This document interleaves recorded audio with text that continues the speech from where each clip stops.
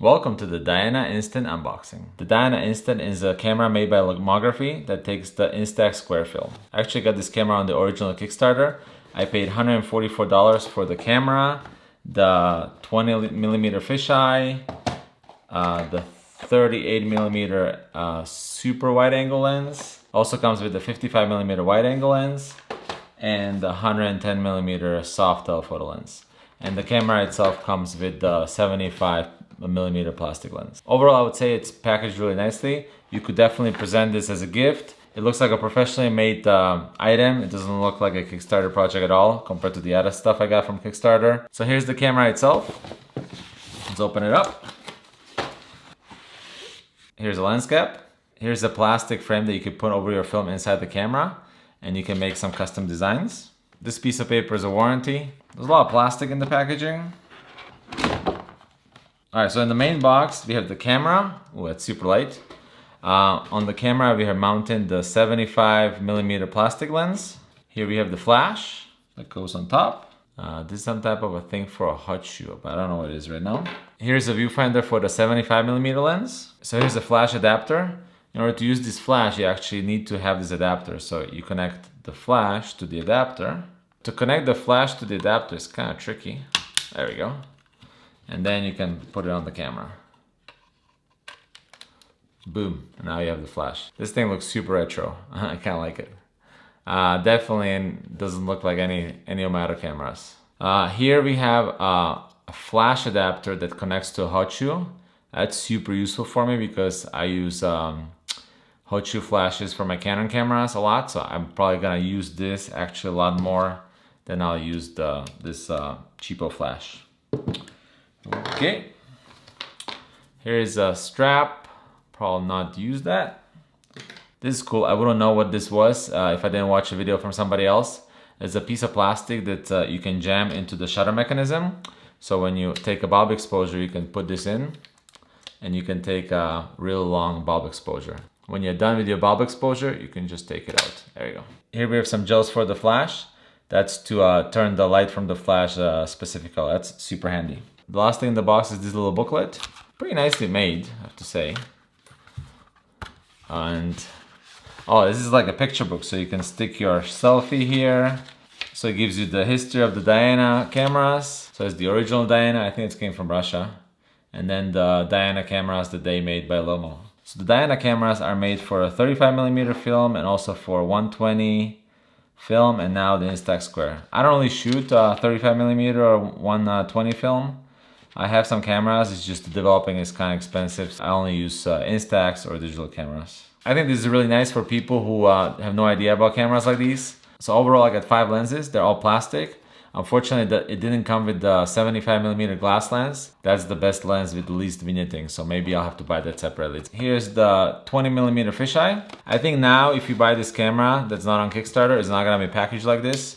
I've seen pictures on the Lomo website and everything is in one clamshell, so you want to have boxes like these most likely. Oh, that's cool. So here's the lens. That's the mount for the Diana camera. That's the front. So you do some focusing, which is kind of cool. So there's a infinity, 1 to 2 meters, and 1 to 0.3 meters. It's super plasticky, but the whole camera is made out of plastic, so it kind of goes well together. And what's cool is that with the fisheye lens, they also give you a fisheye viewfinder, which is really neat. So this is a kind of nice fisheye field of view. I wonder if you can even use this to take some pictures with the iPhone as a kind of like a creative thing.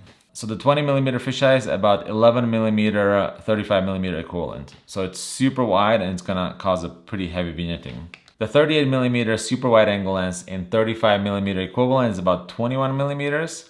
So that is pretty wide and I expect quite a bit of vignetting. This is nice and light as well. So all the lenses actually have a little metallic trim on the outside. The 38mm super wide angle lens does not come with a special viewfinder. Next up we have the 55mm wide angle lens.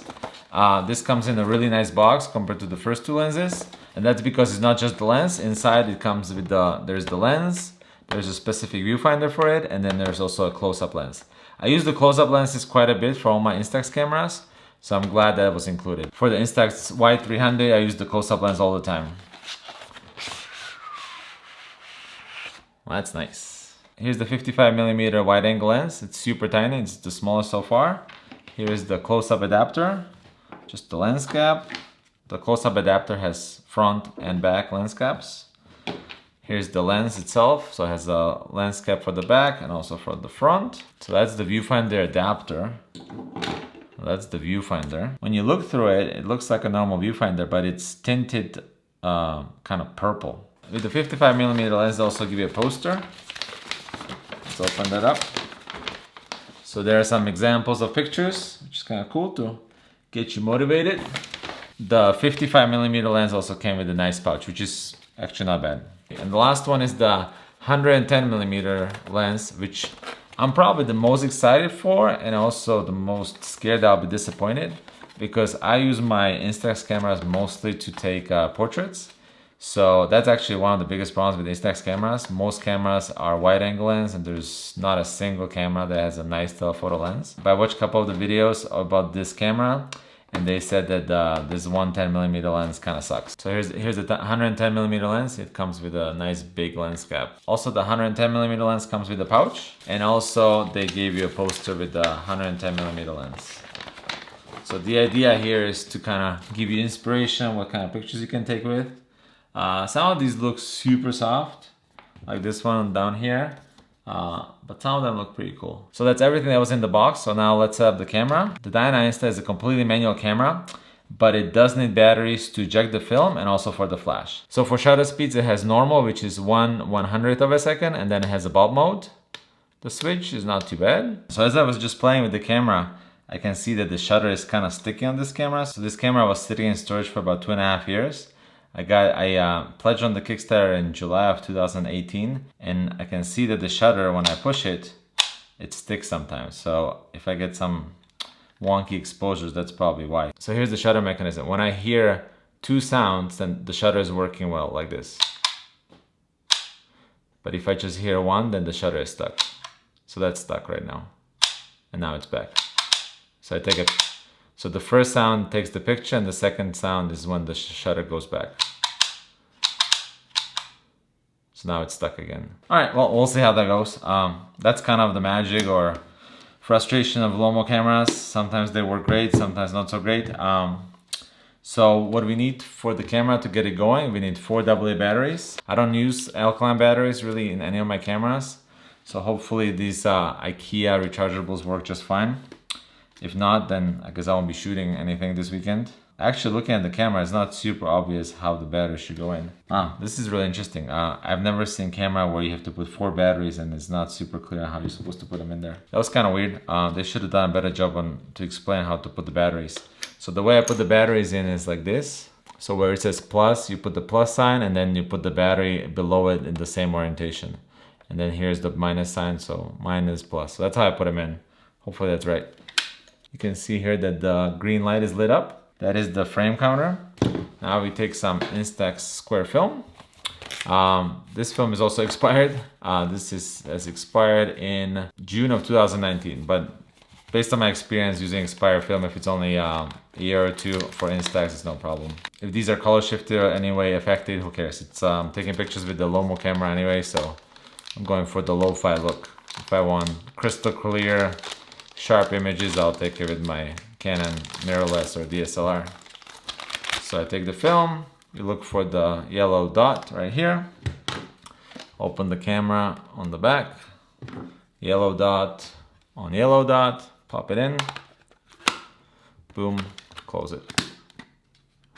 Oh, so the latch doesn't work super well, so you have to really kind of force it in.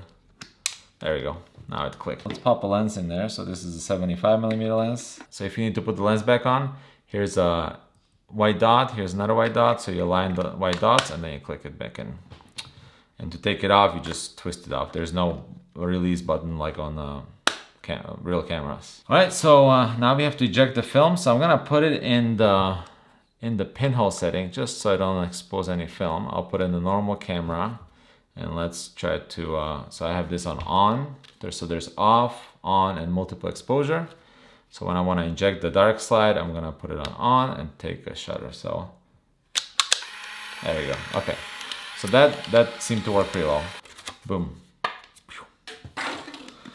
So this camera does need a fair amount of light. So either you're gonna be taking pictures outside where you have quite a bit of light, or you're gonna be taking pictures inside with the bulb mode, or if you're inside and you're not doing bulb, you want something sharp, you probably have to use some type of a flash. So that's, for me, not a problem. Using flash should be a lot of fun with this. They give you this super retro flash, and also I can use the adapter for my real flashes, so I can put in manual mode. So who is this camera for? This is definitely not a typical Instax camera. If you are new to photography, I would not recommend this. It's gonna be extremely frustrating, most likely. It's fully manual. There's quite a bit of limitation. You have to set your shutter speed, you have to set your aperture, you have to set your focus.